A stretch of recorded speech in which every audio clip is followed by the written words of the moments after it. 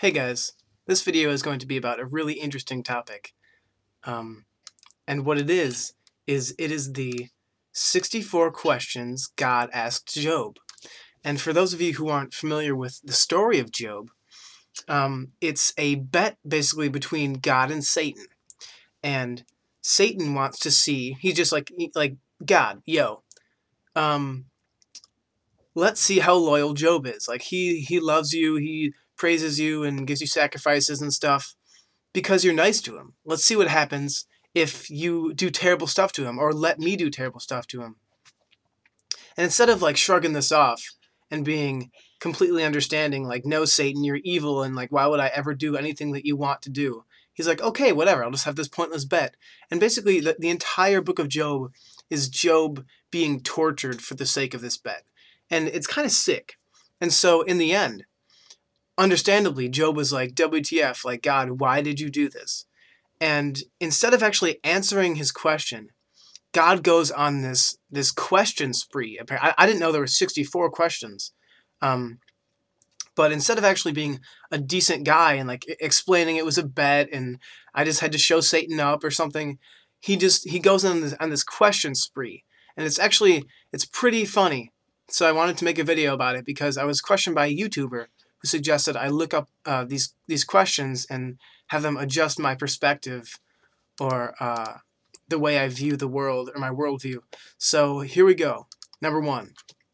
Who laid the foundations of the earth? Nobody did. That would be what happens when liquids are dense, and the denser liquids go to the bottom, which would be the center of the earth, and the less dense liquids move to the outside of the earth when it's forming and it's still liquid. Okay, how were the dimensions determined? That would be gravity and the amount of matter that coalesced into the earth. Who did the surveying? That would be nobody. Nobody did the surveying. What supports its foundation? See, this is an interesting question because they didn't know this back then, but it's gravity. It doesn't need to be supported. Who laid the cornerstone? Nobody. That's a good one. Okay. Who decreed the boundaries of the sea? That would be gravity. Gravity and the height of structures on planet Earth. Who clothed them with clouds and thick darkness? That would be the sun when it's not shining on the rest of the Earth. And the clouds, that's easily explained by the water cycle, so that's just pretty easy. Who barred them, limiting their shores?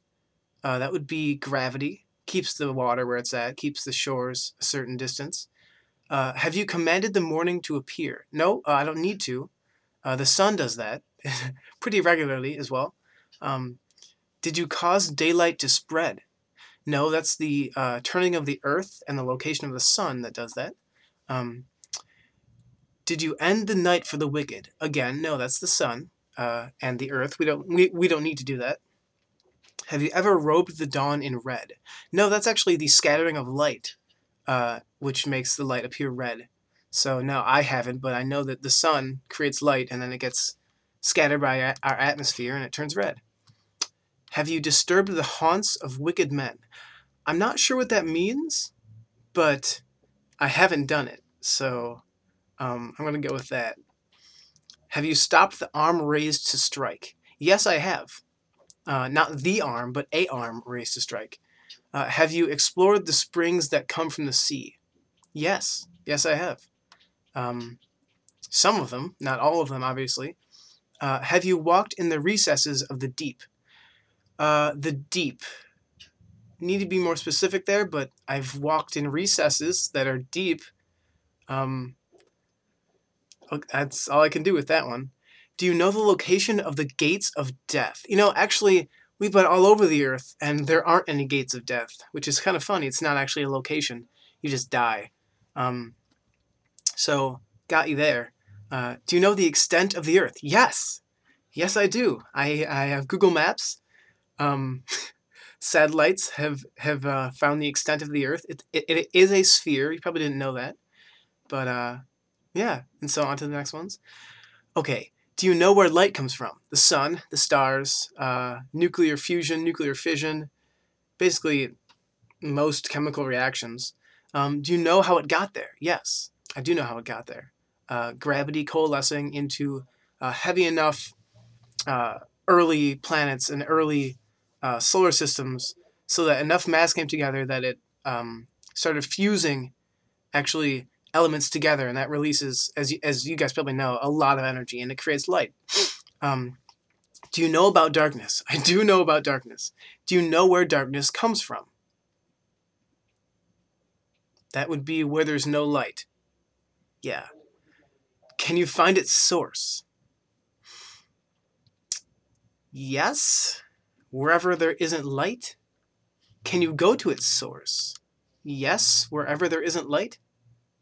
Okay, unless it sounds like he's speaking about something that isn't actually darkness. It's just like evil or something. But yes, obviously. Have you visited the treasuries of snow? Glaciers? Question mark. Um, no, but I've seen where snow comes from. Do you know where hail is made and stored? Yes, I do. And funny, the people who wrote the Bible didn't know back then where hail is made and where it's stored, because it isn't actually stored anywhere. It's just in the clouds until it gets too heavy. Actually, the process of making hail is really interesting. It gets recoded in water molecules over and over again until it gets too heavy to fall. Thanks to the water cycle, we understand that. Where is the path to the distribution point of light? What? The sun? The distribution point of light. Yeah, it would be the sun. So anywhere leading towards the sun would be the path to the distribution point of light. Where is the home of the east wind? There isn't an east wind because, as we know from studying the planet in meteorology, we know that there isn't an end to the Earth, and so actually the Earth's winds just fly around the Earth continually, which is pretty cool and also was not known back then. So this question would have been pretty tough back then, but nowadays pretty simple. Who dug gullies for the rains? Oh, the rains did that. They didn't actually need any help. Who laid out the path for lightning? Density. Density made the air be above the ground, and so that's where lightning moves through. Do you know if rain has a father? Yes, I know if rain has a father, and it does not have a father. Okay, this is one of my favorites. Where does dew come from? Okay, it is just so funny. I'm not even going to answer this one. Who is the mother of ice and frost? Okay, that sounds cool, but really it's just frozen water, so happens in the atmosphere and clouds, basic. Can you hold back the stars? No, I can't, but I don't need to because they're accelerating away from us at an increasing speed because the universe is expanding. And so there's no need to hold them back. Can you restrain Orion and Pleiades? I'm probably not right in the pronunciation of that, but I don't need to because they're stars, they're constellations, and they're also accelerating away from us, so I need not worry about that. Can you ensure the proper sequences of seasons? No, I actually can't. But the Earth does that anyways, and I'm, pretty happy about that. Although the people who wrote the Bible didn't know this, but climate change actually changes the sequences of the seasons. And so there's something even millions of years ago that happened called the snowball Earth, where the Earth was literally covered in a layer of ice and snow for I think millions of years. So no, I can't ensure the proper sequences of seasons, but apparently either can this God. Can you guide the constellation of the Bear? No, but I can track it thanks to Google Maps, Google Sky, my own knowledge of constellation of the Bear.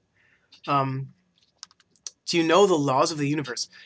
I know a lot of them, and if I don't, then scientists nowadays do. They know many of them. We're working on a grand unified theory of the universe, or just a single theory to bring all the fundamental forces into one, and pretty much there with M theory and the string theory. But yeah, I do know some of the laws of the universe. How do the heavens influence the earth? Gravitationally, that's the main way. Light Tons of micrometeorites, meteoroids. I hate that. We gain tons of microscopic particles every year from space. Asteroids, they've impacted Earth. The occasional gamma ray burst, if we're unlucky enough. Can you shout to the clouds and make it rain? Make it rain. No, I can't. But I can have weathermen tell me when it's going to rain with, some accuracy. Can you make lightning appear? Yes, I can. It wouldn't be legitimate because it's not as powerful as actual lightning. But I can tell you when it's going to appear, and I can make simulations of it in the lab, which is pretty much as good. It's the same process. Who gives intuition and instinct? Nobody. That would be evolution. Happens over time. Who is wise enough to number the clouds? I think clouds change, and so they're not static, so you can't count them. I don't think it takes a wise person to number the clouds. I think it just takes someone with a lot of time. But probably if you got like 100 people and assigned a section of the sky and had them count, they could do that. I don't know. Can you tilt the water jars of heaven? Well, actually, funny thing about the water jars of heaven, there aren't any water jars of heaven. That obviously wasn't known about back then. But I can tell you when it's going to rain, so that's almost as good as making it rain. Can you stalk prey like a lion? Yes, I can. Well, maybe not as good as one, but I can stalk prey like a lion. Who provides for the ravens? That would be the life cycle of living things on planet Earth. They survive by feeding on carrion, I would expect, or whatever else ravens enjoy eating. Ecosystems around the world supplying food for ravens. Do you know how the Do you know how the mountain goats give birth? No, but I could find out if I Googled it. That sounds interesting. Wow. Did not know that was in there. Do you know how many months of pregnancy? Usually 9, although we can induce pregnancy nowadays, so that's kind of user's choice when it comes to that. Who makes the wild donkey wild? The wild donkey. Nature? Nature makes them wild? They don't like to be tame? Yeah, that's... Wild animals are wild because they have yet to be tamed. And they only want their own survival, so they don't want to be tied up to anything or anyone, especially if it's a threatening human. Will the wild ox be your servant? No, it won't. But the domesticated ox will, which is something that kind of follows. Will he stay by your feeding crib? I don't have a feeding crib, and if I asked him to, he probably wouldn't, so that's a no. Can you use a wild ox to plow with? No, it's probably really difficult. It'd probably be a really inconsistent plowing line. Well, maybe if I tranquilize it and then, something like that. Probably possible. Probably not very feasible or economical, but I probably could. Will he pull the harrow for you? Not sure what that is. I'm not big into agriculture. Probably something to do with plowing. Probably could, not as I'd like him to, but, I don't know a lot about agriculture, so I'll let that one be. Will you let him decide where to work? Sure. I'm not into farming, so I might as well just let him work wherever he wants. Can you send him out to bring in the grain? If I trained him or did some sort of classical conditioning to make him do that, I probably could. Have you deprived the ostrich of wisdom? I was not aware that ostriches have wisdom. Or if they didn't have wisdom, then someone must have taken it. But I think it's just a bird, and so it's not actually a wise creature by nature. So I don't really know how to answer that one. Did you make the ostrich swifter than a horse? No, but I know that ostriches are very fast, and that would be evolution because they lost the ability to fly, if they ever had it. I'm not sure that they ever did, because they evolved from dinosaurs. If you go back far enough, obviously that wasn't known either. back when the Bible was written. But yeah, no, I did not make the ostrich swifter than a horse. Have you given the horse strength? No, that would be evolution and selective breeding. Even in the time of when this was written, I believe, horses probably were being domesticated or already had been. I'm actually sure they already had been. So no, I didn't give the horse strength, but correct feeding, breeding, selecting for strength and speed would probably give the horse the strength that we attribute it nowadays. Have you clothed his neck with a mane? No, that's evolution and selective breeding, artificial selection and whatnot. Have you made him able to leap like a locust? No, that's evolution again. Evolution does that, and selective breeding, artificial selection. Do you know how a hawk soars? Yes. Yes, I do. Airfoils. I know how feathers work and the wind. We understand flight. That happened in early 20th century, so wouldn't have known about it, but we know about it now. Is it in your command to raise eagles high? I don't own an eagle or a hawk or anything like that, but I could probably... I think there are trainable eagles. So it isn't in my command now, but I probably could at some point. And I think that is the end of the 64 questions that God asked Job. Not very impressed, I'm going to say. I was expecting something a little more impressive from the creator of the universe. Something beyond wondering where the dew comes from. But I know people don't have to take this literally because it was just a question. Like, they're probably just rhetorical questions. But it's funny because we understand all of them nowadays. But they would have been a very daunting, scary sequence of questions back whenever this was written, the book of Job, Old Testament, maybe like 3,000 or 4,000 years ago. But not really impressive nowadays, thanks to science. So this is a response to a YouTuber who asked me to examine the 64 questions of God that he asked Job.